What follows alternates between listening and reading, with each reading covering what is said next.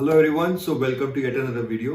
और आप लोगों को पता है कि मेरी फेवरेट अगर कोई चीज़ स्ट्रेटेजी शेयर मार्केट में है तो वो है स्विंग ट्रेडिंग। और मैं काफ़ी टाइम से कर रहा हूँ और आप लोगों ने बहुत सी बार टेलीग्राम पे जो मैंने नॉर्मल आप लोगों के साथ शेयर्स शेयर किए थे, एसबीआई हो गया, टीवीएस मोटर हो गया, पीएफसीओ, एनजीसी वॉट एवर, ठीक है, नाम अभी आपको पता है जो भी टेलीग्राम पे जुड़े हुए हैं।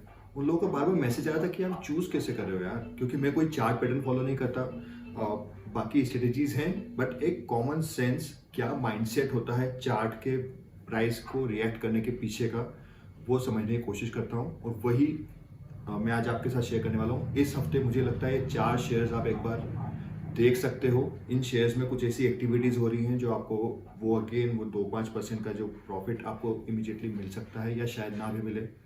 लेकिन ऑन एन एवरेज जो मेरा टारगेट है साल का 25% जनरेट करने का, उसके लिए हमें चाहिए महीने में 2%।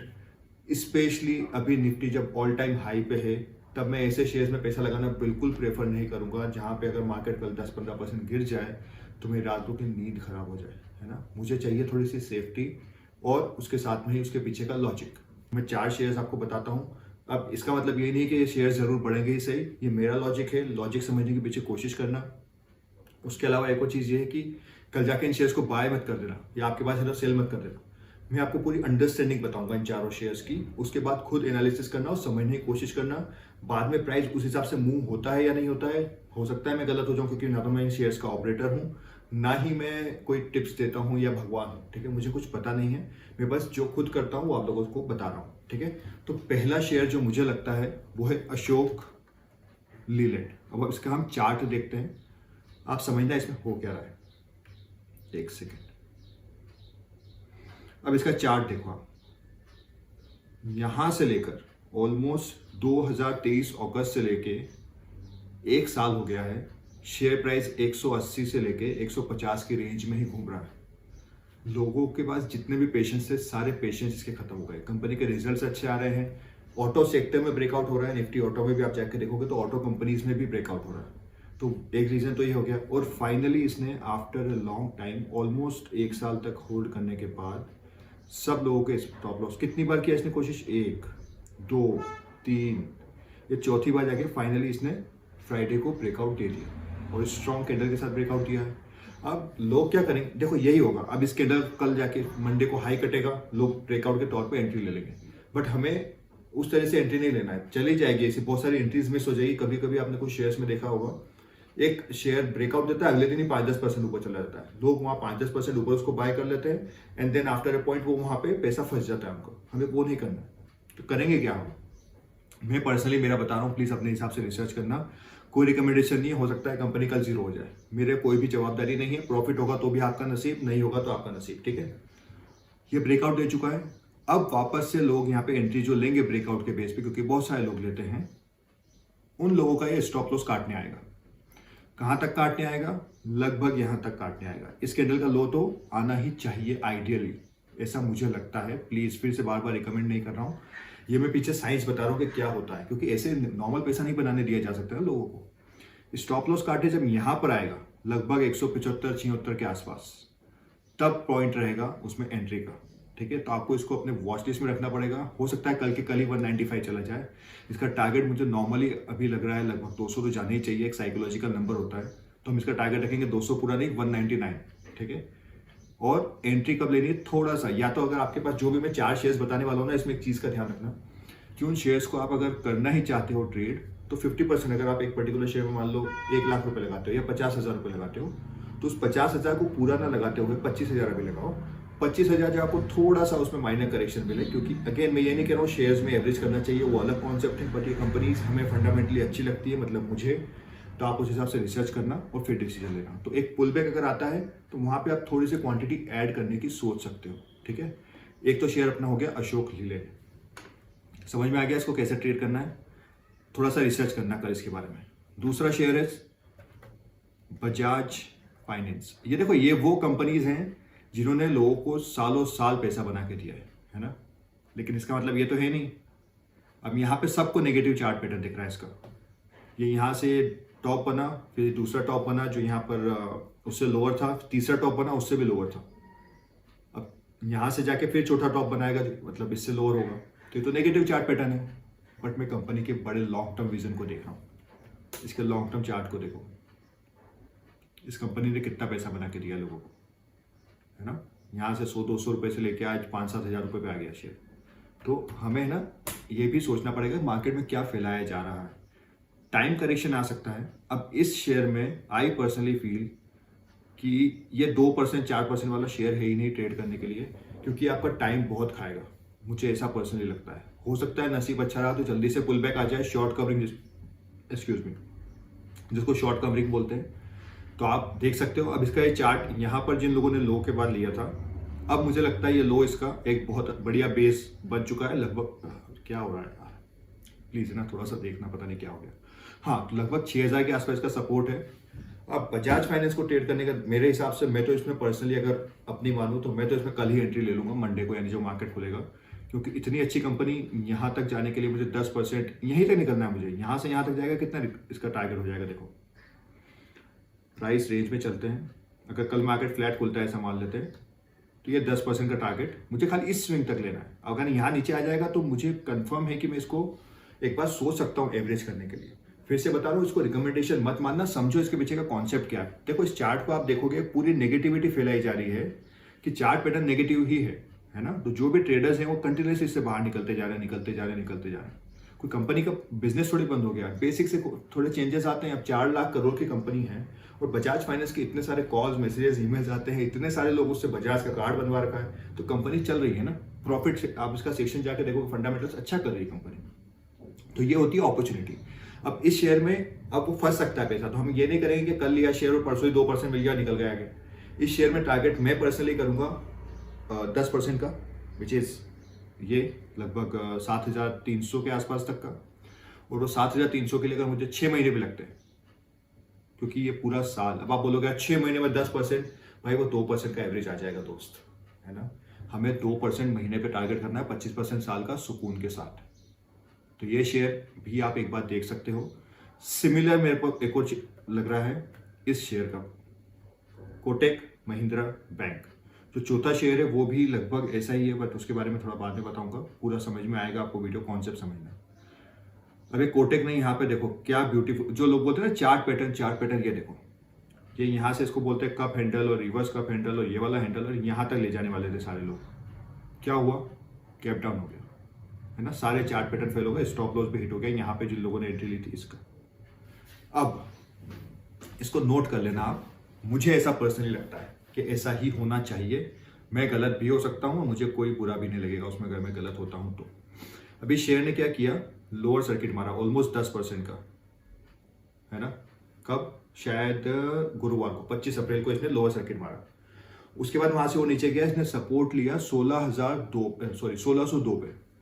उसके बाद अगले दिन फ्राइडे को फिर से 1605 पे सपोर्ट लिया और 1608 पे बंद हुआ।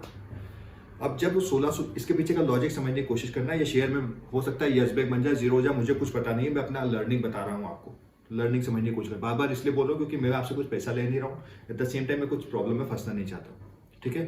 तो अभी 1602 रुपये का शेयर है, सॉरी 1608 रुपये का शेयर है। जैसे ही शेयर में लोअर सर्किट लगता है ना और वहां से पुल बैक आता है, कोई अच्छी कंपनी होती है, तो लोग क्या करते हैं उस लो, उस पर्टिकुलर डे के लो से उसमें एंट्री कर लेते हैं कि हाँ इसका डे का लो हो गया है, अब इसके बाद और नहीं गिरेगा। तो जो ऑपरेटर होता है, जो मैनिपुलेटर होता है, जो इन शेयर्स को चलाता है, या जो बड़े बिग मनी होते हैं, जो स्मार्ट मनी कॉन्सेप्ट होता है, कुछ भी बोल सकते हो आप, वो लोग क्या करते हैं, एटलीस्ट सबको पता है कि वो स्टॉप लॉस में, एक रिटेल आदमी कहाँ लगाएगा स्टॉप लॉस, वहीं लगाएगा ना। तो उस पर्टिकुलर स्टॉप लॉस को एक बार टच करने आता ही है। अब ये 1600 का स्टॉप लॉस हो गया लोगों का। अब इतना बेवकूफ तो है नहीं वो सामने वाला कि 1600 पे ही लोग, उनको पता है, कुछ लोग ज्यादा समझदार होते हैं, कुछ लोग ग्रो विथ वर्ड को फॉलो करते हैं, तो वो थोड़ा सा और स्टॉप लॉस नीचे लगाते हैं। उनका स्टॉप लॉस 1-2% का नीचे होता है, 1570, 1580, ठीक है। ट्रस्ट मी, इसका चार्ट पैटर्न देखना एक बार, वो 1570 के आसपास भी काटने की पूरी कोशिश करेगा, ताकि जितने भी लोग हैं उनको आराम से ट्रैप कर ले। तो ये सेम शेयर है, और शायद 1550 के नीचे जाता हो मुझे नहीं लग रहा। अगेन हो सकता है जीरो हो जाए, मेरे कहने पे मत लगाना, हाथ जोड़ के बोल रहा हूँ। मैं अपनी एनालिसिस शेयर कर रहा हूँ आपको बताने के लिए किस तरीके से बड़ी जो मछलियाँ हैं वो हम छोटों को खाने की कोशिश करती है। कोई रिकमेंडेशन नहीं है, मुझे ऐसा लगता है ऐसा हो सकता है। कल जाके पुट बाय मत कर लेना कि 1550 जाएगा इसे, है ना, कोई गारंटी नहीं है। कल हो सकता है अपर सर्किट मार दे, अपना एनालिसिस करना। बार बार बोलना पड़ता है यार, क्योंकि ना लोग बाद में क्या है बोलते हैं, क्या आपके कहने पे लगा दिया था। कमाओगे तो मुझे क्रेडिट भी नहीं चाहिए, है ना। बस लाइक इसको शेयर कर देना, सब्सक्राइब कर लेना, वही काफ़ी है। तो ये जैसे यहाँ हमें यहाँ पे एंट्री मिलेगी ना, हम यहाँ एंट्री कर लेंगे कल ही, जो भी मतलब मैं पर्सनली कर लूँगा एंट्री। और उसके बाद देखो इन चारों शेयर्स में ज़रूरी नहीं मेरी एंट्री हो या ना हो, है ना। मैं बता रहा हूँ, अगर मैं ट्रेडर हूँ आपकी जगह तो मैं कैसा क्या करूँगा। मैं यहाँ एंट्री कर लूँगा। अगेन इस बार मैं इस पर 70% क्वांटिटी से एंटर करूँगा। 30% को थोड़ा सा नीचे, अगर मुझे 5% के आसपास नीचे का डिप मिलता है, लॉस आता है, तो मैं वहाँ पे और एंट्री कर लूँगा। अब इस शेयर को भी मैं ऑलमोस्ट 10% का टारगेट करूँगा। जो ये गैप आया है ना, ये लगभग यहाँ तक, यानी आप मान लो 1750 तक का टारगेट, है ना, ऐसा मुझे लगता है। जाना तो इसको 2000 भी चाहिए, लेकिन वो बहुत लंबा हो जाएगा। 1750 भी गया, डेट मीन्स ऑलमोस्ट 10% यहाँ से, और 10% अगर अगले 3-4 महीने में भी आता है तो आपका 2.5-3% महीने का हो गया। और इतनी बड़ी कंपनी, सेफ कंपनी में इसके ऊपर क्लेम क्या आया, आरबीआई ने क्या बोला है कि उनको क्रेडिट कार्ड बनाने से रोक दिया है, क्योंकि थोड़ा बहुत उनको सिस्टम में लग रहा है कुछ दिक्कत हो सकती है उनके डेटा वेटा को लेके, सिक्योरिटी को लेके। तो क्या कोटक बैंक बंद हो जाएगा? 2-4% का बिजनेस होता है उनका क्रेडिट कार्ड से। ज्यादातर बिजनेस कहाँ से मिलता है? बाकी लोन वगैरह से। 50 चीजें हो चलती है, ठीक है। तो उनका बिजनेस ठप नहीं हो रहा है। हाँ, हो सकता है इस क्वार्टर में उनका रिजल्ट खराब आ जाए because of that particular guideline from RBI, पर वो सही कर लेंगे। इतना बड़ा बैंक यार, 25-30 साल से बैंक चल रहा है, ज्यादा हो सकता है शायद, मुझे एग्जैक्ट नहीं पता। इतना पैसा बना के दिया है उसने, तो हमें थोड़ा रुकना पड़ेगा, ठीक है ये। और दूसरी चीज ये कि बैंक निफ्टी का भी चार्ट बहुत प्यारा लग रहा है। तो बैंक निफ्टी जैसा मैंने बताया था सितंबर अक्टूबर तक या साल के एंड तक फॉर श्योर मुझे 51,000 जाता हुआ लगता है। मैंने इंस्टाग्राम रील भी डाली थी। प्लीज रिकमेंडेशन मत मानना, बार बार बोल रहा हूँ, है ना। तो अगर बैंक निफ्टी को जाना है तो इनको जाना ही पड़ेगा ना। लगभग 10-12% का वेटेज है अपना कोटक बैंक का उसमें, ठीक है। तो एक शेयर ये हो सकता है। उसके बाद चौथा शेयर कौन सा था? I guess PFC. यस, ये तो मैंने होल्ड भी कर रखा है। जो लाइव आते हैं यूट्यूब पे उनको पता है। अब इसको आप चार्ट को देखो एक बार, सेम पैटर्न आपको बजाज से मिलता हुआ जुलता हुआ लगेगा इसका। इसने यहाँ पे हाई बनाया, फिर नीचे आया, फिर लोअर हाई बनाया, फिर आया, फिर इसने लोअर हाई बनाया, फिर अभी इसने यहाँ से लोअर हाई बनाया और वापस अब जाने की कोशिश कर रहा है। ये नेगेटिव चार्ट पैटर्न है। अब सबको लगेगा कि यार चार्ट पैटर्न तो नेगेटिव है, तो इसमें तो अपने को इन्वेस्ट करना ही नहीं चाहिए, मार्केट यहाँ से नीचे गिरेगा। यहीं पे आके गेम होता है। पावर कंपनीज के शेयर्स बढ़ रहे हैं, कंपनी का गवर्नमेंट का फोकस भी पावर शेयर्स पे है। इस कंपनी के रिजल्ट्स अच्छे आ रहे हैं, बट अब बस यहाँ पे क्या है, मार्जिन ऑफ सेफ्टी कम है यहाँ पे। और मार्जिन ऑफ सेफ्टी क्या होता है कि हम रिस्क कितना लें, यहाँ से इसका नीचे आने के चांसेस बहुत ज़्यादा हो सकते हैं, क्योंकि स्टॉप लॉस देखो मैंने यहाँ पे लगभग एंट्री ली थी 408-9 के आसपास यहाँ पे, फिर नीचे आया। मैंने यहाँ पे थोड़ा बहुत, मुझे पता था जैसे इसने ये कैंडल बनाया, मैंने सेफ एंट्री और ले ली थोड़ी सी एवरेज, तो मैं प्रॉफिट में आ गया हूँ। मैं इसको लगभग यहाँ 414-15 में बेचने वाला हूँ। मैं लाइव पे सब बताता हूँ उस पर, आप जब मैं यूट्यूब पे सुबह आता हूँ ऑप्शन सेलिंग के वाले उसमें। तो ऐसा मुझे लगता है कि वापस से जो अब जिन लोगों ने एंट्री यहाँ ली है ना, उनका स्टॉप लॉस टच होना चाहिए। अगर नहीं भी होता तो 50-50%, 50-25-25 से 4 वाला 3 बाइफिकेशन वाला कॉन्सेप्ट आप इस पर अप्लाई कर सकते हो। अगर 50,000 रुपये लगाने के हैं तो इस पर आप 25 से भी लगा, हाँ 50 से 25 से भी लगाओ, 12.5 बाद में लगाना 5% करेक्शन पे, और 12.5 और 5% और करेक्शन पे। रिकमेंडेशन नहीं, बता रहा हूँ इस तरीके से ऐसी चीज़ों को प्लान किया जा सकता है, क्योंकि हाई वॉलेटाइल शेयर है। कोई बड़ी बात नहीं 350 काटने आ जाए, कोई बड़ी बात नहीं। लेकिन आई एम श्योर कि ये इसको एक बार 470 काटना है तो हम 450 भी जाएगा तो यहाँ से 10% का मूव आ रहा है, ठीक है। और ये 10% का मूव ज़्यादा नहीं, लगभग 2-3 महीने में आ जाना चाहिए आइडियली। और अगर 10 ये नहीं आया तो ये वाला मूवमेंट तो अगले 1 महीने के अंदर आना चाहिए, लगभग 426 तक का। ऐसा मुझे लगता है, मैं गलत भी हो सकता हूँ। मैं आपको बता रहा हूँ, देखो मैं यहाँ पे हेल्प करने के लिए आया हूँ, इसकी वजह से मैं प्रॉब्लम में नहीं फंसना चाहता। कोई भी एडवाइस नहीं है, कोई रिकमेंडेशन नहीं है, अपने हिसाब से ट्रेड करना, ठीक है। तो यही सब था। आई होप आपको थोड़ी क्लैरिटी मिली होगी कि इन शेयर्स को कैसे ट्रेड करना, और मैं इसके पीछे का साइंस क्या, कोई चार्ट पैटर्न मैंने बताया आपको कब बन गया है, ये हैंडल बन गया, वो हैंडल बन गया, नहीं। जो चार्ट बन रहा है, इसकी चार्ट बनता है कोई प्राइस एक्शन, कोई ट्रेड लेता है उसके बेस पे, तो उसके पीछे का माइंडसेट उन लोगों के साथ सिंक कर लोगे ना कि वो लोग क्या सोच रहे हैं, बड़े लोग, तो आप पैसा कमाना आपके लिए ईजी होगा, ठीक है। इस तरह के आपको और वीडियोस चाहिए तो आप मुझे बताओ। हर हफ्ते चाहिए तो शायद 3-4 स्टॉक्स तो मिलते ही रहते हैं। मेरा एक और 2-4 नाम बताता हूँ। मुझे टीवीएस मोटर अच्छा लग रहा है, इंडसइंड बैंक अच्छा लग रहा है, एसबीआई तो अपना टारगेट हिट हो ही गया है। जो इस वीडियो के एंड तक है, लगभग 10-15 मिनट का वीडियो होगा, उनको इन शेयर्स के नाम मिल जाएंगे। और कौन सा शेयर्स हैं जो मुझे अच्छे लगते हैं, कैनरा बैंक का स्प्लिट होने वाला 15 मई को, देखना उसके बाद उसमें बूम आ सकता है। व्हाट एल्स, बस यही है अभी तो यार, बहुत जो दिमाग में आ रहे हैं। तो आदित्य बिरला फैशन लिमिटेड, ठीक है, आदित्य बिरला। आपको है ना, जरूरी नहीं है कि सब ये छोटी छोटी 5-5, 10-10 रुपए वाली कंपनीज में इन्वेस्ट करना है, आप नॉर्मल से भी कर सकते हो और पैसा कमा सकते हो। इसके चार्ट पैटर्न को देखो, ठीक है, इसने पूरा यहाँ पे परेशान किया लोगों को एंड फाइनली यहाँ से इस रेंज में घूमने के बाद, नहीं Aditya Birla capital, sorry Aditya AB Birla FS, Aditya Birla, रुकना यार 1 मिनट, फेशियल लिमिटेड वाला चाहिए अपने को, ABFRL ये वाला। लेकिन अब इसमें मूवमेंट ज़्यादा आ गया है इस हफ्ते, थोड़ा सा पुल बैक आता है, then you can think of this particular share as well. तो इन शेयर्स को एक बार देख सकते हो, stop loss, target, profit loss सब आप जिम्मेदार हो, मैं कोई जिम्मेदारी नहीं ले रहा हूँ, बस मैं अपनी लर्निंग बता रहा हूँ यहाँ पे कि मैं इस तरीके से सोचता हूँ और शायद मेरे लिए स्ट्रेटेजी काम कर रही है, ठीक है। तो मैं बोल रहा था कि आप अपने हिसाब से ट्रेड करना, सॉरी हाँ मैं बोल रहा था कि कोई आपको इस तरह की सीरीज चाहिए तो बताना। बाकी मैं जो सुबह सुबह मंडे टू फ्राइडे डेली जो मार्केट की अपडेट्स हो रही वो डाल रहा हूँ, उनको आप ट्रैक करो, ठीक है। उसमें वर्ड ऑफ, जो नए लोग आए हैं वो वर्ड ऑफ द डे के नाम से, जैसे मैंने IPO बताया था, कंसोलिडेटेड रिजल्ट्स और स्टैंड अलोन रिजल्ट्स बताया था, ETF के बारे में बताऊंगा, विक्स के बारे में बताऊंगा, PE PB ये जो सब चीज़ें, सुबह का 5-10 मिनट का वीडियो देखोगे तो दुनिया में क्या हो रहा है वो पता चल जाएगा फाइनेंशियल मार्केट में, और उसके साथ में आपको डेली एक कोई नई चीज़ सीखने को मिल जाएगी। हो सकता है शायद आपको ऑलरेडी पता हो, बट उसमें कोई मैं सिंपल भाषा में बताता हूँ, ठीक है। तो इससे ये होगा कि आपकी learning over the period of next 2-4-6 महीने मेरे साथ जुड़े रहोगे तो बढ़ेगी।